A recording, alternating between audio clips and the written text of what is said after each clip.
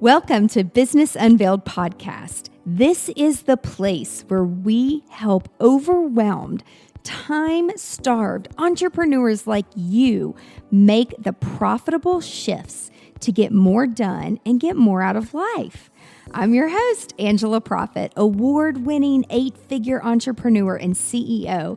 And in every episode of Business Unveiled, I'm bringing you conversations that will give you the expertise and strategies that will scale your team and business so you can get shit done. That's GSD in our world.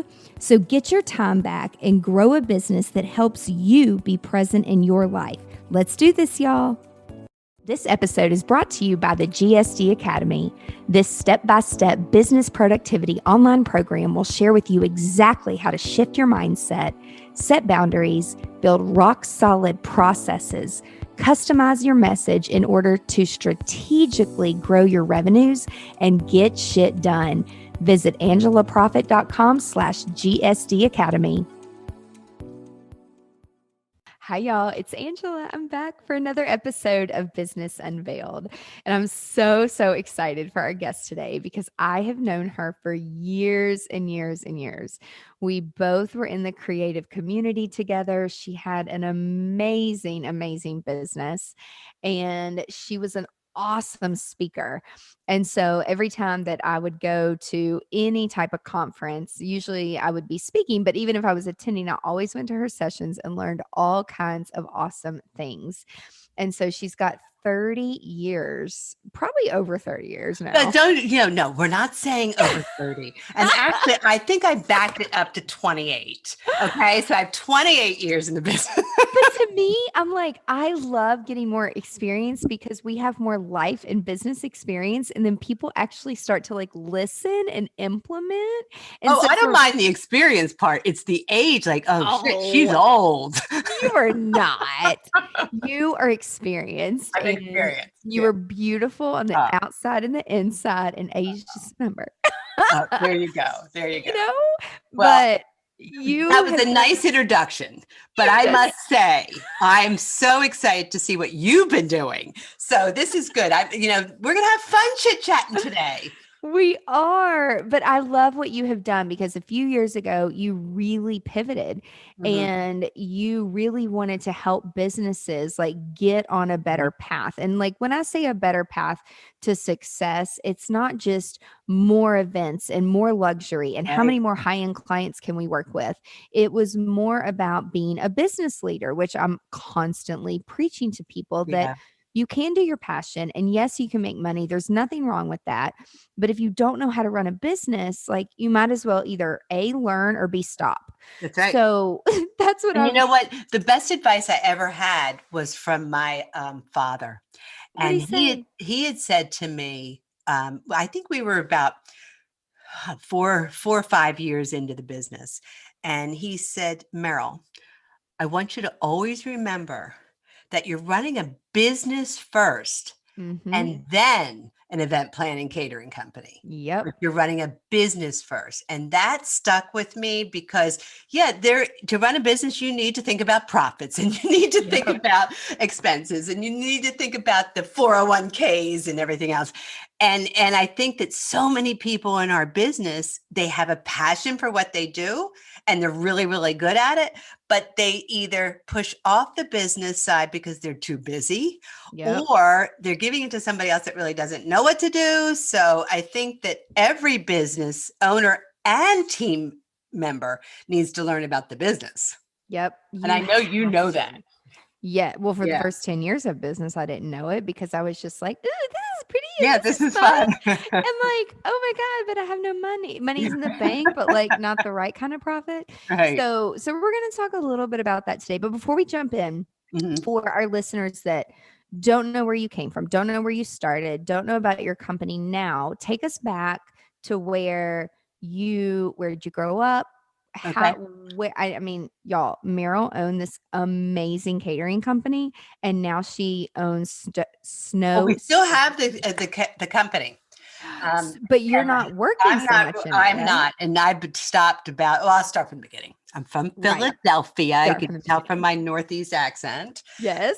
And I'm not saying y'all, but I think by the time we're finished, I will be saying y'all. From Philadelphia, and I was in college, and I met my husband.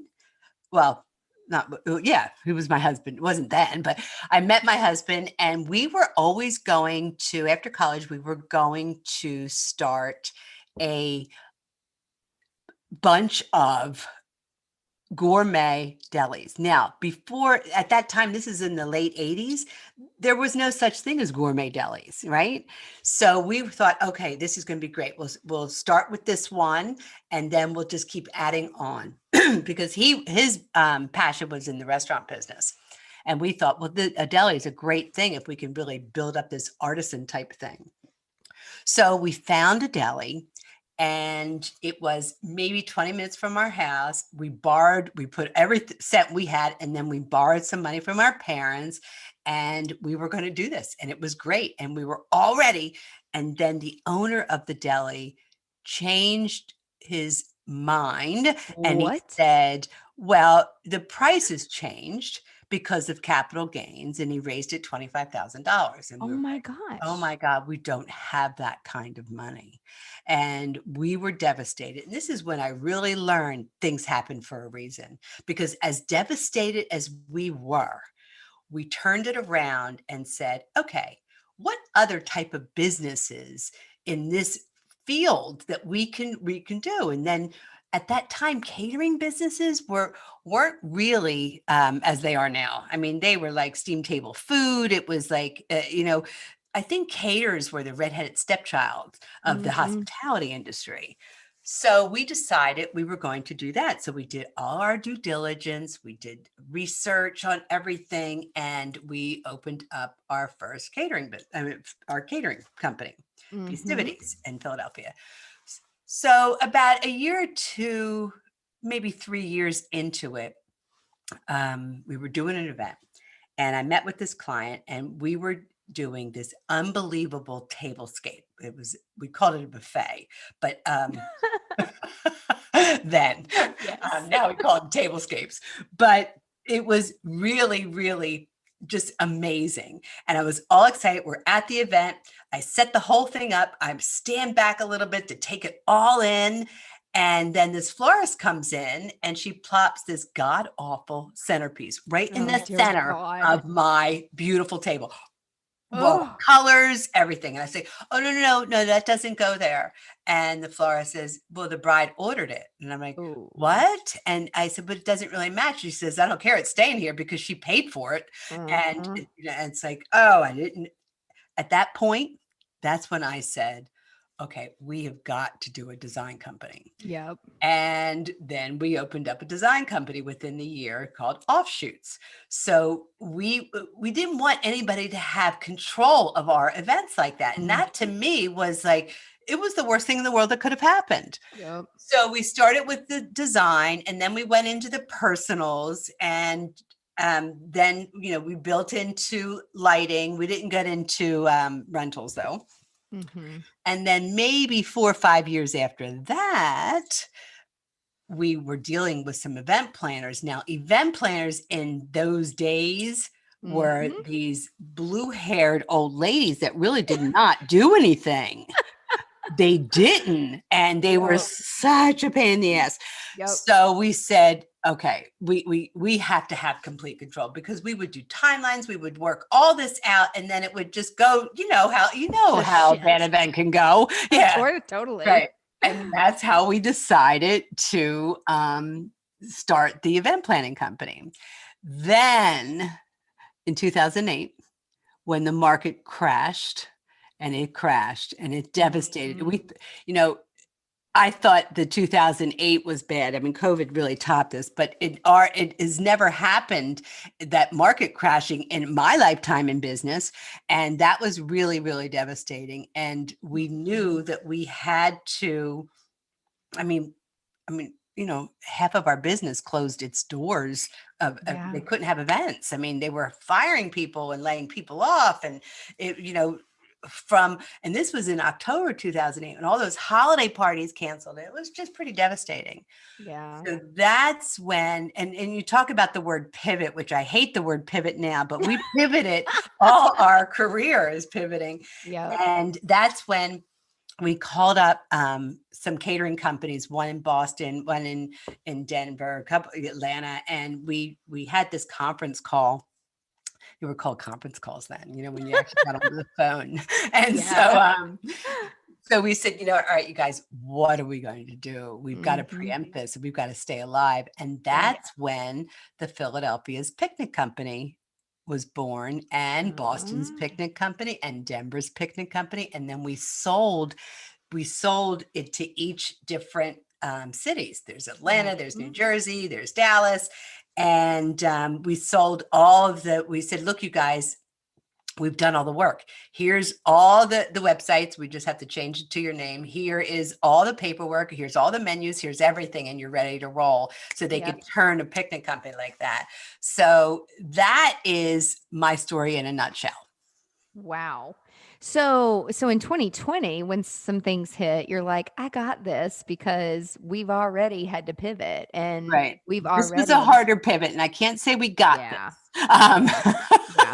But now I pulled out of the company the day to day. My husband runs the company, but I pulled out maybe about 8 or 10 years ago, because I love teaching, and I love watching companies grow, and and when they get excited about it, and when they put their mind to it, and I think the biggest thing that I've learned, and I'm trying to teach my clients, is that you can't be hands-on. Like, if you're a designer, you cannot be actually on site designing. You have got to learn to delegate.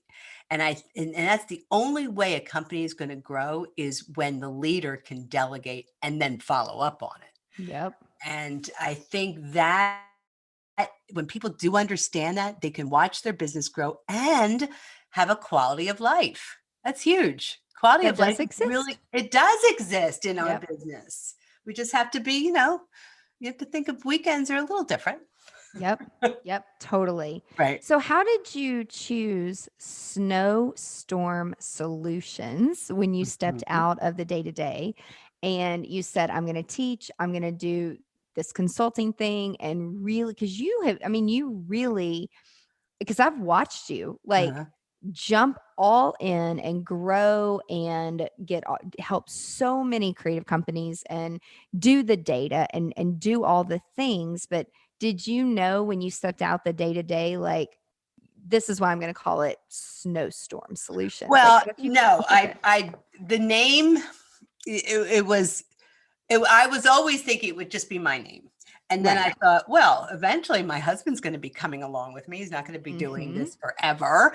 And he's got so much to add. So I said, oh my gosh, Andy, we would be a dynamic duo. And he goes, yeah, like the storm. And I'm like, yes, Snowstorm. And that's how that happened. Yeah, that's how that happened. But, and I'm just waiting for my husband to come and join me. But he's still having fun. Well, I don't know about now, but he was still having fun. Yeah.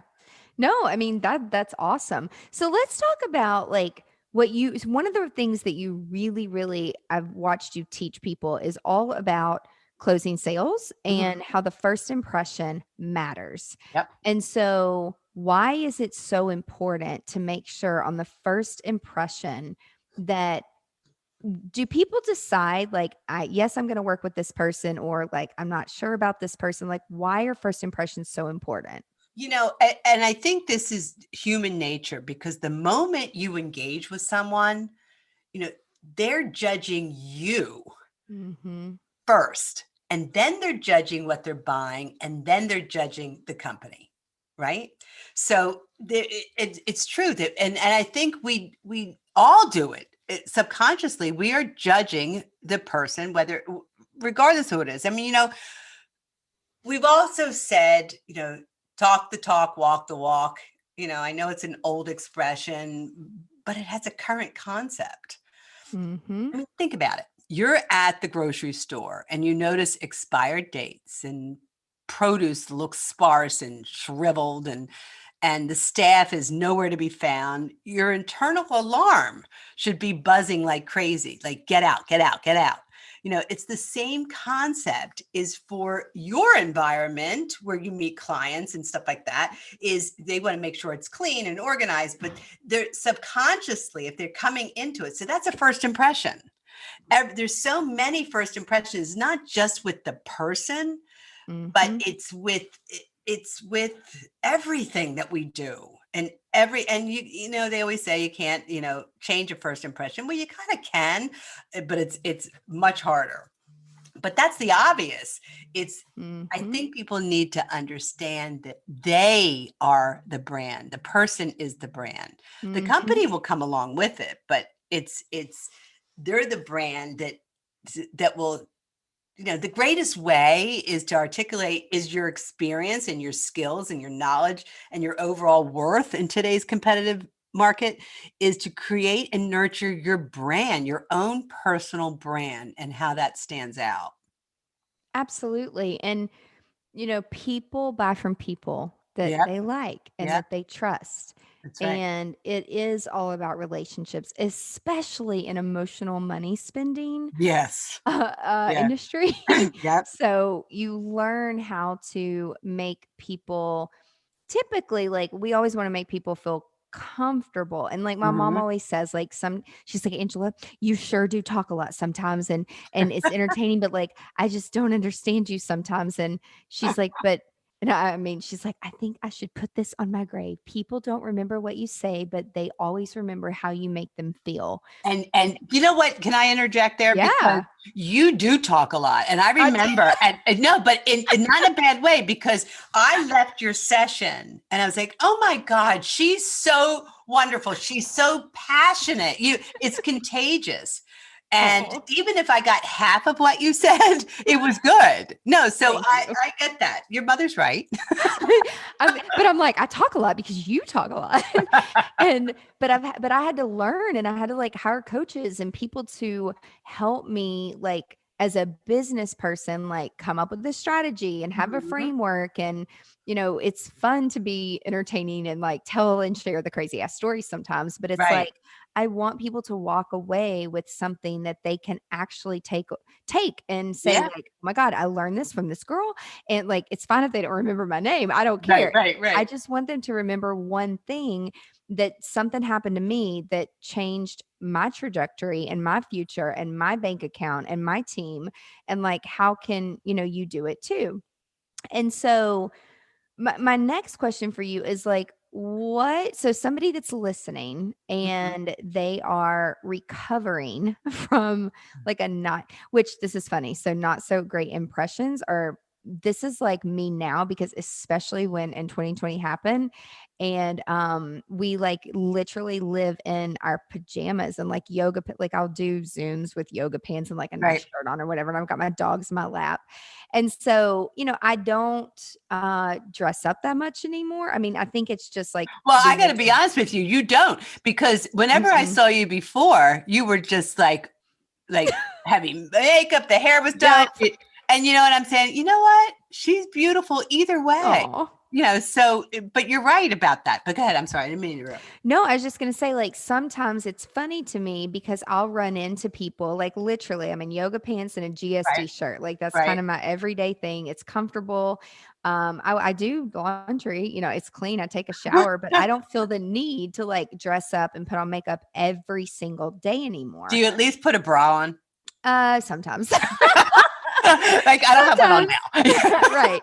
I mean, or a sports bra. Like I've gotten more into like, Yeah. because I'll go work out. I'll work out in the morning and I might just stay in my sports bra all day, Right. but it's Right. like, it's not about like always, because I do think people looked at us sometimes like as women, and they would look at us and judge us, Mhm. and they would base our success off of like how we looked or what we wore. And like y'all, I've never been that girl ever. Mhm. Right. And so it's funny because if I, go run into somebody somewhere and I'm not expecting to like see a client or prospect or anything, and they look at me and they're like, oh, this short little blonde, like, what can she add? But it's so funny because recently I ran into somebody, they're like, oh, this is Angela and blah, blah, blah. And the person was like, hi, nice to meet you. And then something was wrong with their phone. And so I don't remember exactly what it was. Like something was their iPhone was running slow or something. And so the girl was like, "Oh my God, Angela is a whiz at technology. Like Mhm. she can probably fix it." And I'm like, "So what's the problem?" And, he said, whatever, blah, blah, blah, blah, blah. And I'm like, "Oh, well, first, like, let's turn it off and turn it back on." And he kind of rolled his eyes at me. And then I'm like, "Go to your settings, check this and do this." I Mhm. mean, literally in 60 seconds, I like fixed the problem. I mean, I am a tech geek. And then the whole thing changed. And he's like, "Well, what exactly do you do?" And then all of a sudden he was interested. But it's like he looked down on me because probably I look like I just rolled out of bed, Right. which I probably did.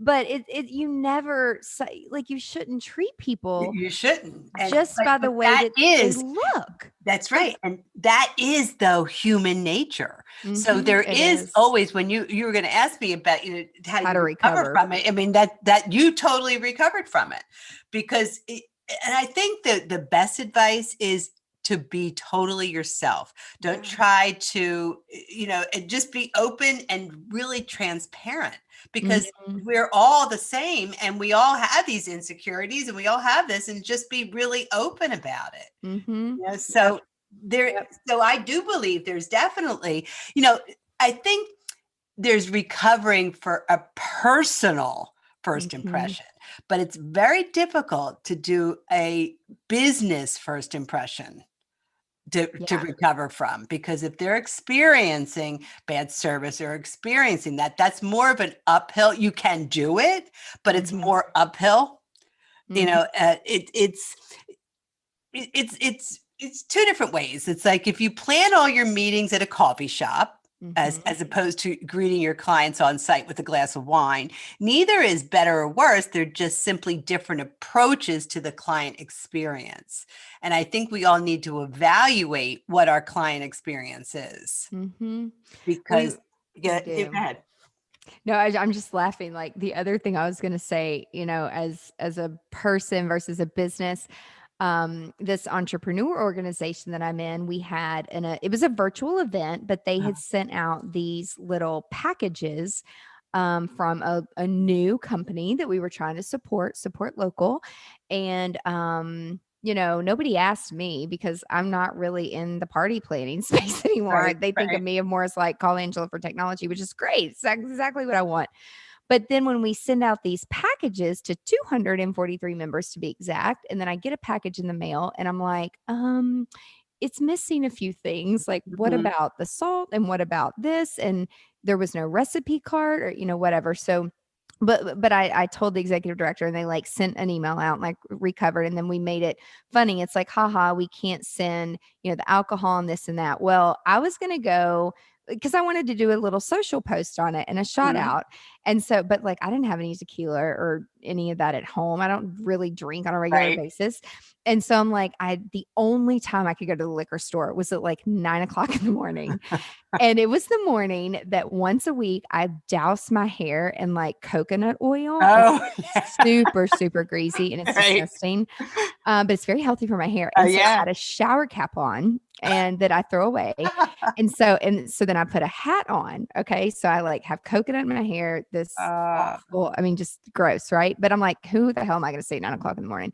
So I'm literally, there's like two cars in the parking lot. And so I go into now I know the owner because of all the events we used to right. do. And so when I walked in, I was like, "Hey, Paul, how are you?" And he just looked at me like, "Who the hell are you?" Like I kind of did look like a homeless person. And so like I went and I got what I needed and I went to check out and he just kind of looked at me really funny and he's like, "Did you find everything that you need?" Mhm. And I'm like, "Yeah, I did." And he like hesitated to like tell me the price as I pulled out my credit card because I know I was getting some like very expensive tequila on purpose because Right. I like Azul and I'm a Right. snot. And if I'm gonna drink it, it's gonna be good. And Right. so I'm like, I was like, "You didn't think you'd be seeing me in a liquor store at 9 o'clock in the morning?" And he goes, "Oh my God, Angela." And I was like, "Yeah, it's me." And he's like, "I knew you from your voice because I listened to your podcast." That's And so he's funny. like, "Do you have one a shower cap? I'm like, I do, Paul. I'm like, listen, I got coconut all in my hair. And he's like, I'm not going to lie. I'm like, I know what you were thinking. Like there was some homeless girl coming in to like get some Oh, tequila. And then I so check out with like the most expensive tequila. I get it. It's funny. But he's like, oh my God, I recognized your voice. And he's like, I haven't seen you in years. And, then we laughed about it. But it's almost, again, like that's another story where I mean, I was kind of embarrassed. I don't think I'll go out with a shower cap anymore. But I have this great visual of you doing that though. but it's just like if you can, again, he was kind of judging me, but then it's like he's like, oh my God, I just listened to your podcast all about finances and blah blah blah. And then the doctor in scrubs behind me, who was also like looking me up and down, like, what is this chick thinking? But but my thing is like always try to add value Right. and be nice to people. Like That's right. just even though they may treat you wrong, like just be nice to people Yeah. and like make it right. Yeah. And so like that's my whole big thing is if something goes wrong or something goes bad and you need to recover from it, like you don't need to like waddle in sorrow and pain. Like say you're sorry, try to make it right and see what Mhm. you can do to make it better.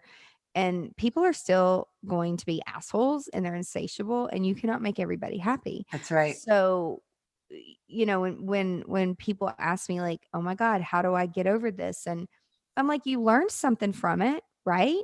Right. So you can always learn from it and move on. But like shit ain't ever gonna be perfect, people. So like get over Yeah. yourself. Like Yeah. get over yourself. That's so true. So how can someone make sure they are absolutely unforgettable after someone meets them from like the very first time? It's kind of hard.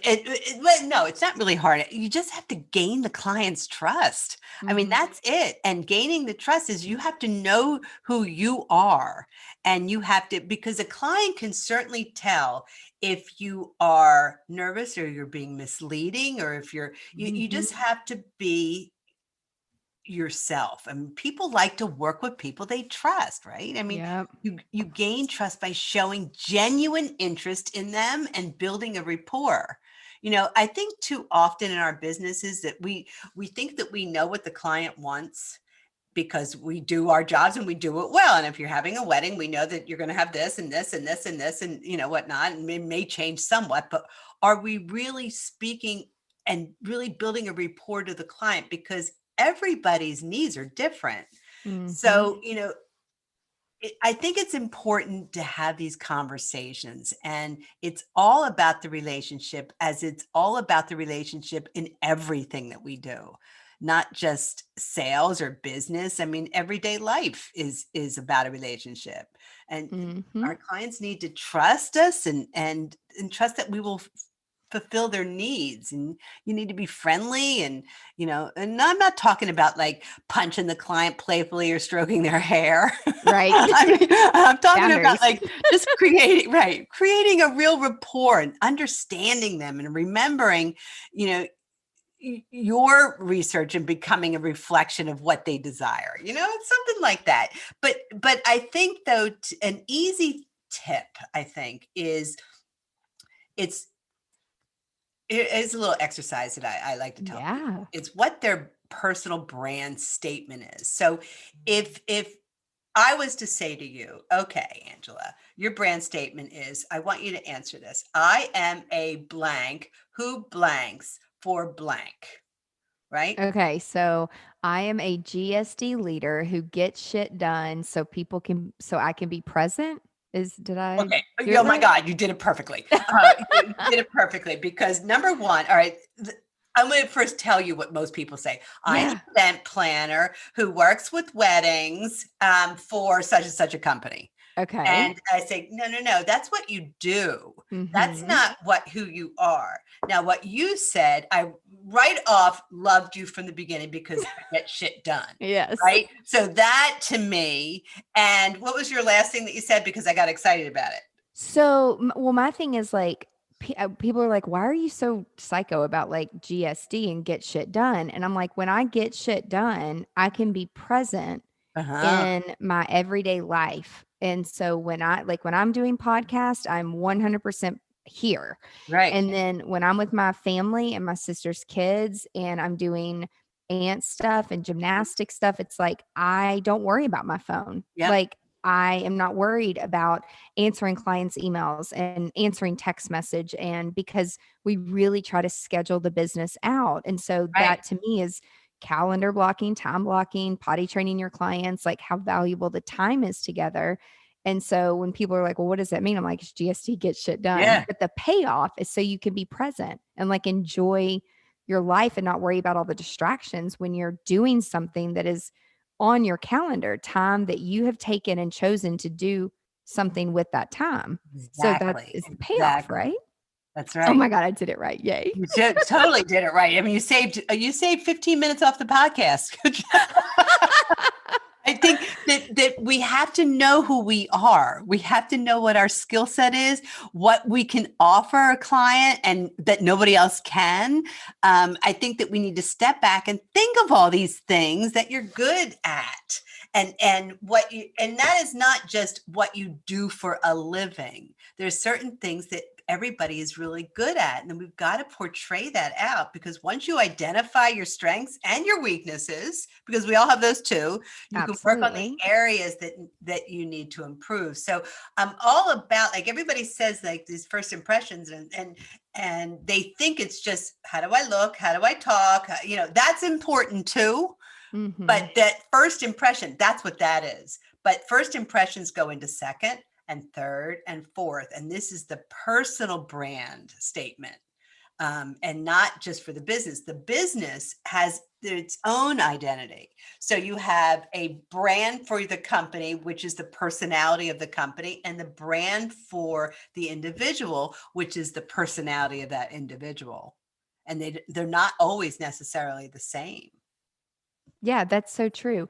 Well, and also too, I think that as a teenager, like I saw my dad work for the same company forever. And when he retired, I realized like, oh my God, that was your identity. Like, Yeah, that's who and you were.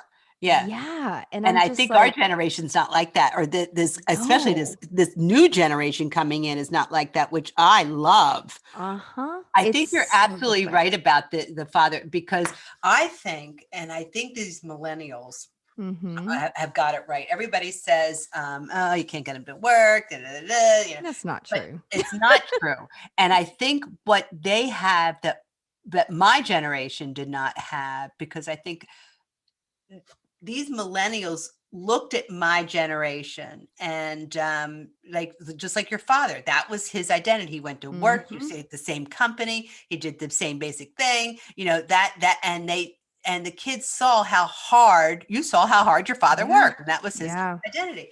And I think the millennials are saying, yeah, that's not happening in my life. I want No. more balance. Yep. I want more family life. I want more me time. And I think there's Mm-hmm. nothing wrong with that. And I love seeing how these companies have shifted, like Google, and Mm-hmm. yeah, all these companies have totally shifted with giving people more personal time, work from home time. And this is prior to COVID. Yeah. And I think that the companies have listened to the millennials. And I think that, I, you know, United States and Japan are the only ones who are workaholics. Everybody Mm-hmm. else, like, you go to Europe. I couldn't believe it. I was like traveling in Europe, and every place was closed at lunchtime. Yep. And I was like, well, that's why I want to shop. Well, no, they're on break. I mean, they take these lunch like hours, Uh-huh. and I Uh-huh. said, boy, that they have something there. If you want something from me, you will do it when I'm available. Yep. And did I go back to that store? Yes, I did. Yep. They still don't lose the No, business. they don't. So I think that we It's could take a lot of good things from them. Yep, it's still going to be there. And that's another thing that I learned really the hard way from a coach who said, you don't understand, like when you start to put boundaries and parameters around your time and forcing people to think, to be thoughtful, Hmm. that, some people say like time is money. When my dad was sick, he's like, time is precious. Like you can Yeah, always work more, you can make more money, but I'm not going to be here forever. So put your GD phone down when we're at dinner. Like that's the yeah, way, yeah. and sometimes I would listen, but I still wasn't there. Like I was Right. still thinking about what I needed to be doing because I didn't know how to turn it off. Right. But Right. then you lose somebody you love and you're like, shit, I should Yeah. have listened. Like Exactly. that's when shit starts to become real. Yeah. And so I tell people like, don't wait for a tragedy to like be proactive and like learn these tactics. And It's so, so true. But right before my father, he was never sick, but he died. But yeah, I'm sorry that came out weird. yeah. But anyway, No, I know what you 3 mean. weeks before he died, he had called me up and he kept calling me and calling me. And I finally answered the phone. I was like, Dad, I'm really busy. What do you Mhm, want? mhm, And he said, I just want you to know that there's more life out there than work. mhm, I want you to take cruises. I want you to do this. And he was going through this list. Yeah, yeah, yeah. Okay, okay, okay. mhm, And then weeks later, he died in his sleep. It's almost like he knew because he had this a conversation with each of my sisters, different, but a mhm, conversation that was this kind of life altering type thing. mhm. And it's like, geez, I wish I heard that before, Yeah, because but would have made any difference? I don't know. I mean, it sure has made a difference after he died, and yeah, it was a big deal. And so you're right about those things, and I think that's yeah, all. And I know this is about first impressions and stuff like that, but I think if we know ourselves, we're going to give a good first impression. right. We just Yeah, are. yeah.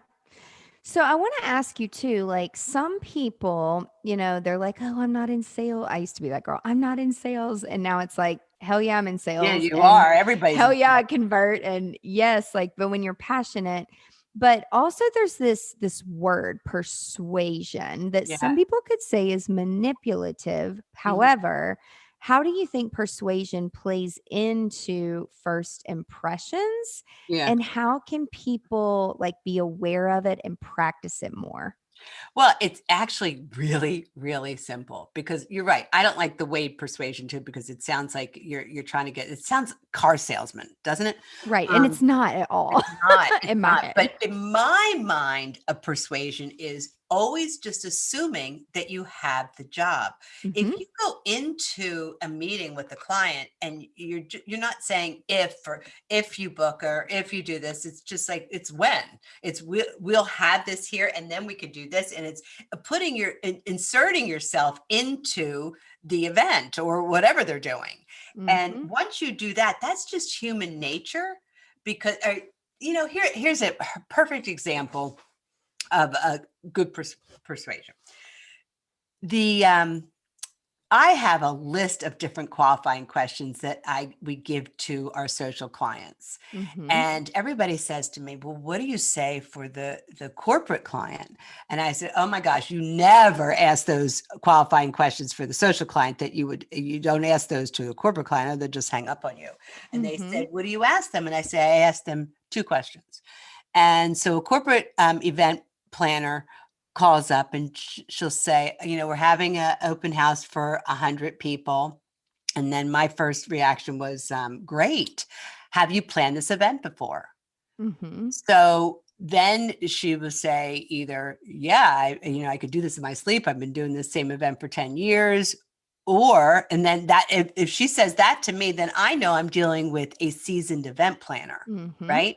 So then I'm going to say, after I get that information, I'm going to say, okay, great. What role would you like me to take in this process? And Mhm. they usually say, what do you mean? Well, we can order your rentals. We can do your design. We can do the ballet. We can do the musicians. Da, da, da, da, da. Oh, okay, great. Why don't you do the rentals? I'll take care of the musicians. Yeah, book the ballet for me. Do Mhm. you see what's happening here? I've got the job. Yeah, totally. You know what I mean? So Yep. it's just that's persuasion. It's not Mhm. anything tricky. It's just I'm saying, and the other thing is I did some major upsells because if I didn't say what role would you like me to take, she wouldn't know exactly what we can do. Exactly. And I think that is the big persuasion here. Yes. And so it's really not rocket science. And everybody says, how can I be, I think people stress too much on sales because when I spoke at TSC a couple years ago, and in the group of people, it had to be, I don't know, I don't remember, maybe 300 attendees. Yeah. And then I asked them to raise your hand if there are any salespeople in the audience. And maybe 25 people raised their hands. And then I asked them, That's funny. yeah, have you ever tried to persuade or convince or influence someone? Everyone is selling something, right? Yeah. And that's just like, if you're a mother and you're trying to get your kid into pre-K, that's selling and that's persuading. I mean, we are all selling. You're selling yourself on a first date, Totally. right? I mean, so we're all in sales. It's just because they're not actually talking directly to the client, we're all still in sales. Everybody is selling something.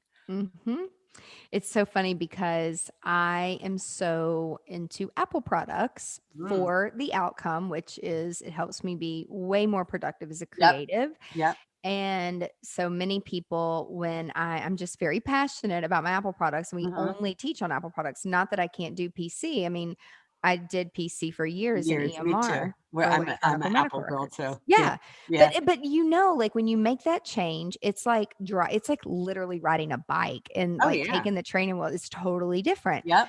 But this lady that I was talking to, and most of our clients, they're over 55. They know they need to change. They have the iPhone, they have the iPad, and they have a PC. And most of them, they just don't know because no one has ever shown them or explained to them the whole reason of why Apple products are created for creatives. Right. And so she was interviewing me for something and to do like a productivity day for her team, and she's like, well, all the young ones, like they all have this Apple stuff, and I'm like, and she goes, they're just constantly on that tech that and I'm like, but you have to have a strategy. They know Right. how to play on the phone, they don't know how to make money on the phone. You still have to teach them as a leader.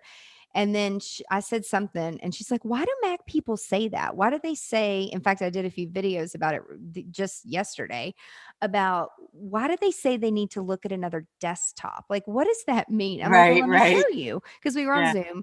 And so, I did my 4 fingers up, and she was like, oh my God, you mean I can have all the, and I was like, yep. And you can Yep. have all these different desktops. And this is like my podcast days. If I'm going to talk to 10 people, I have 10 desktops. Every desktop has the person's picture, it has all their profile stuff, like every desktop. And so for me, it's a productivity thing. Sure. It's not that I'm a cool Apple girl in the cult of Apple. Right. Like, and no, Apple doesn't pay me. They don't sponsor people. Like, it doesn't work like that. Right. I love the products because of the tools that it allows me to help so many people.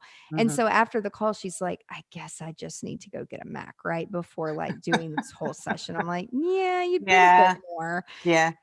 But it's like I'm persuading them to go Apple because I'm showing them the benefits that PCs just weren't built to do. No, they weren't. They And weren't. that's okay. Like, there's nothing wrong with it. But every day, someone's like, are you trying to persuade me to get an Apple product? I'm like, yes, I am, because it'll change your life. That's right. Because it changed mine. So I'm like, take it or leave it. I don't care. But, Yep. it's really, really good for you. Yeah. So I true. mean, so that's just a form of persuasion. It's like, I don't care. Like, you're probably going to hire me regardless because your team needs the help, That's right. but Yeah. you're going to get more out of it if you actually have the tools that we have data around, that it works for creatives. It just works. It does. So what part of well, before I go into my next question, I do want to bring something up about like data. So before we were recording, we were chatting just about the events industry, which, I feel like now Meryl and I, we're very much focused on some other things. However, my client base and my bread and butter are still creatives, and it's still, my heart and soul is still in hospitality. And so you were sharing with me a study on how many people in the event community and catering community and hospitality community, like, will you share with how many people took your survey Yeah. and then what the results were? Yeah, I sure will. This was, I called it the state of the event industry, and I ran it the end of August to September something. It was a 2 weeks. And I just put it out on social media and into a lot of different groups, but that's all I did. And I was shocked to get 3147. So 3,147 responses. That's a lot of people. It was a lot of people in our industry. And the people that replied were the venues, hotels, DMCs, meeting planners, wedding planners, event producers, caterers, college campuses, designer, florist and lighting, rental companies, photographer, videographer, musicians, performers, tech support, freelance independents, suppliers, industry associations, and then some other people. Maybe there's like 50 other people that did not really fit into a category. But anyway, so this was a great representation of our industry. Yeah. And out of it, I asked them if they were an owner or an employee, and 60% of them were owners, and the rest were some. There was a small percentage were gig workers, and the rest were employees. And the average business, I asked how many years has your company been in business, and over 30% was 21 to 40 years. So that's a good bit. Yeah. And actually, 12% was over 41 years.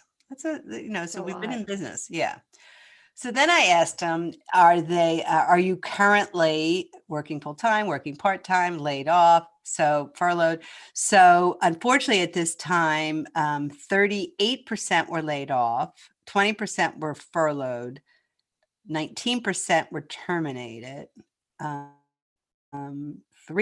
were working full-time, and 20% were working part-time. So that to me was looking pretty grim in this time in August, because I think at that time we were all thinking that, when we were in March, we were thinking, okay, a couple months this will be, but no, here we are in September when wedding season's happening and we're all sitting here. So that was a little bit grim. Yeah.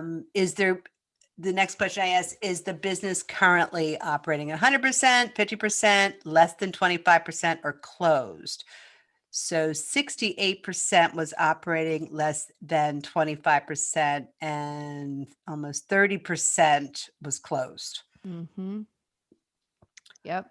Yeah. Approximately what percentage drop in revenue for the last 5 months?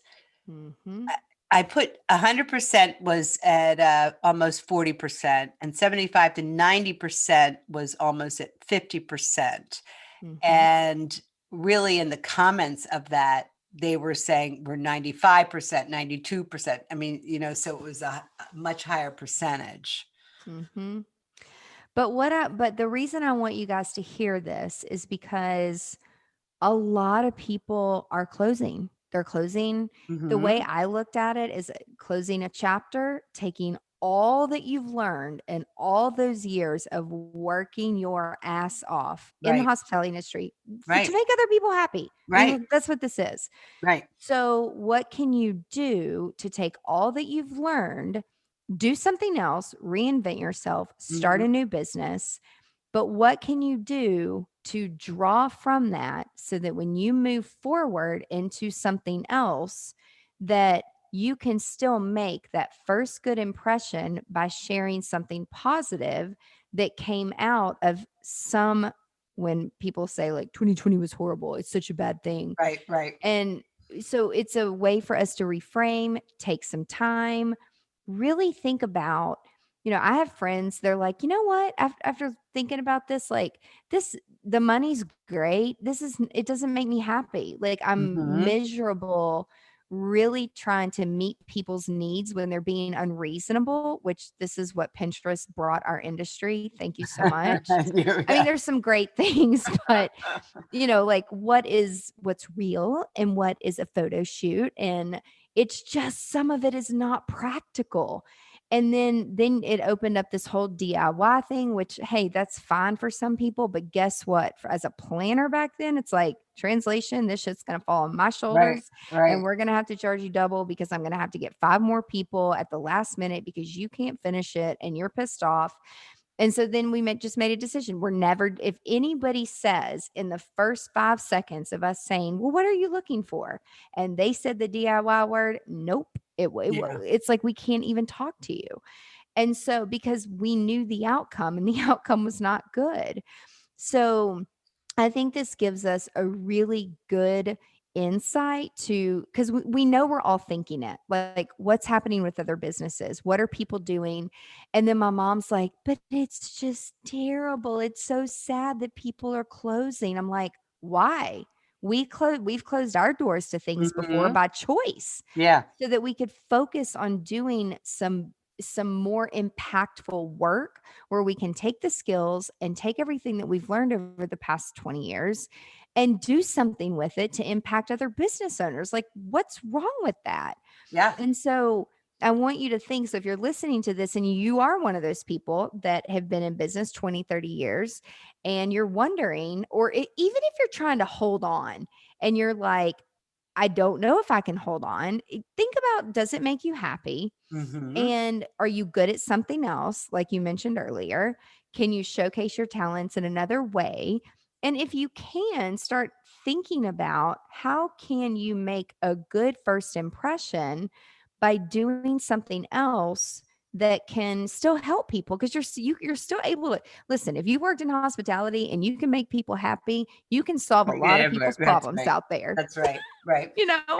I think that we're seeing, and I can see it on Facebook too. And I also talked to some of my clients that I think when this was happening in August, September, this really, when this survey was done, people were still in shock. But now, Mhm.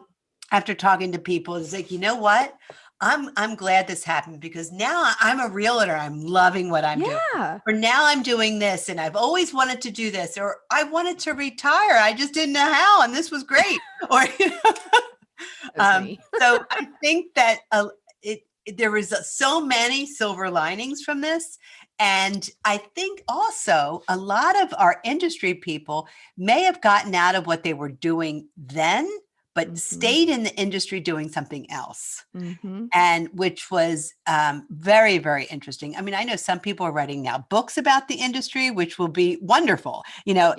and it will help, the do's and don'ts. And so there's a lot of good silver lining that is coming from this. And Yeah. I truly believe that our industry will be back. Totally. Absolutely. There's no doubt about it. I mean, especially in weddings. You think these brides aren't going to have a wedding? Think again, because guess what? I learned this in my first recession. I don't know, maybe back in That way, we 2010. were recession proof. Yeah, Weddings are, well, yeah, people somewhat. are always gonna fall in love, Yep. and they're always gonna die. So Hmm. celebration of life, funerals, weddings, like, Right. they may get smaller, they may not spend as much money, and less people may come, but what we have found is that people that, even if they're gonna have 40 or 50 people for a really nice dinner, instead of spending $250 a head, they're like Right. spending 6 and 700 a head, because Right. they want it in the little details of every single itty bitty little thing that you could think of to make it Right. this amazing over the top dinner. People are doing it now with the Yeah. details. And so that's where I'm like, if you are still in the game, you've got to put your face, you've got to put your brand, you've got to put your company, you've got to put your message out on social media to let people That's know, right. hey, I'm open, hey, I'm available. I'm not going anywhere. I'm Hmm. not going under. And if you do want to close up, that's fine. But tell somebody. Like, Yep. even my cousin got married, and she still got married in October in the middle of a pandemic in Oxford. It looked a little bit different than what she was thinking, Right. but her planner, it was so crazy because her planner, I walked in and it was a younger girl, and she's like, "Are you Angela Proffitt?" I'm like, "Yes, this is weird." I'm like, "Hi, Mhm. are you Crystal's planner?" She's like, "Oh my God, I used to work in Nashville." And she like worked for a as I guess she saw it as a competitive company. Uh, I don't see it that way at all. right. We do things very differently.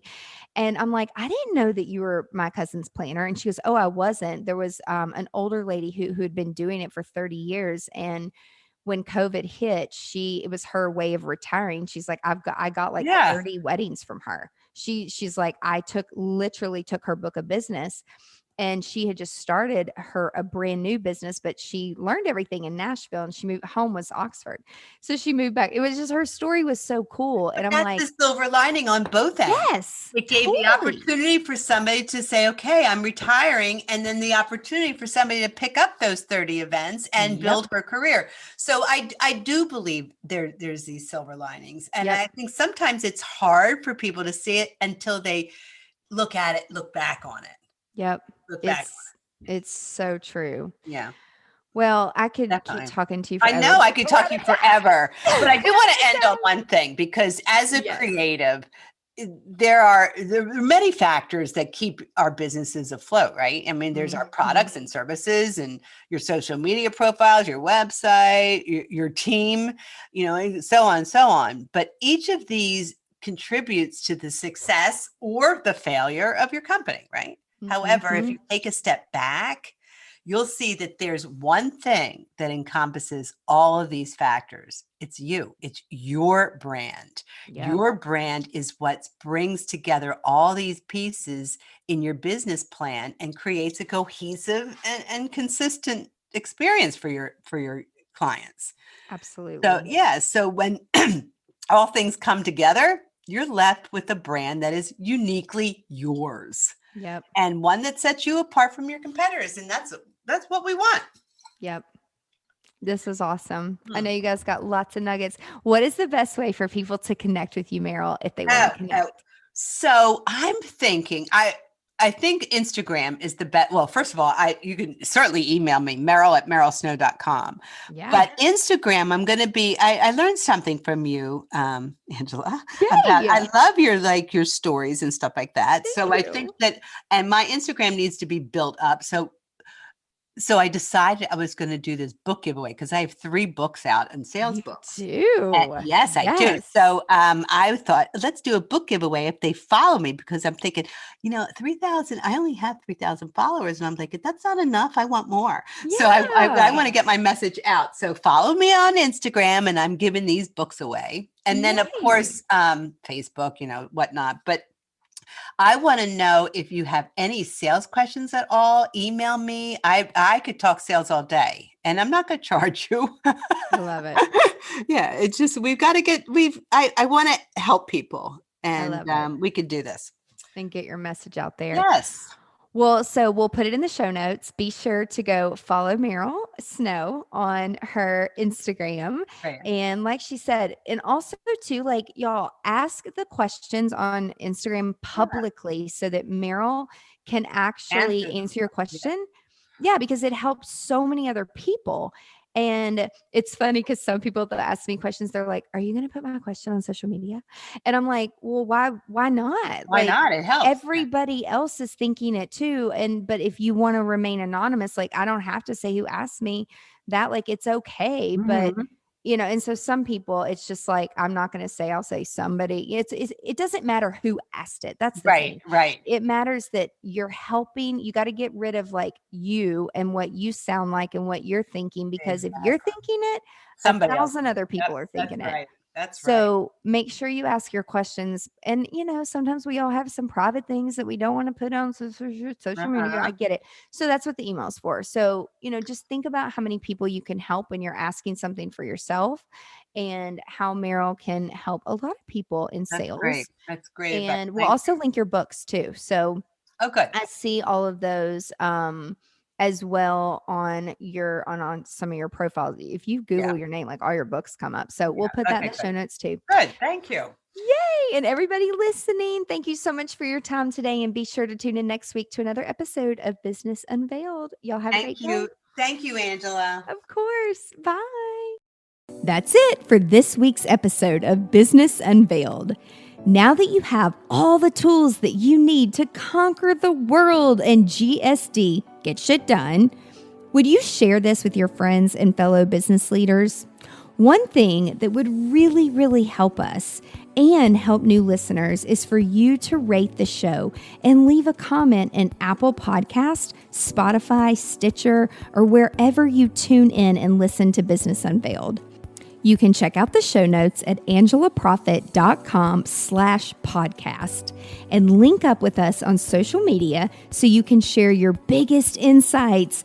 And I want to know your aha moments.